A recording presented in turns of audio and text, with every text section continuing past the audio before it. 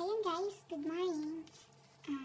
For today's video, magluluto tayo ngayon ng, hindi ko rin alam, pero chicken kasi to.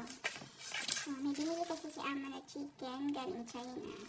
Then, since umalis sila, iniwan niya sa akin, sabi niya kainin ko daw. Ganyan. So, ang gagawin natin ito, lulutuin natin ulit.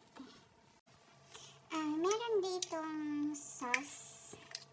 Curry sauce yata to. Ito yung gagamitin natin for our chicken. So, kailangan din natin ng bell pepper, green, and chili.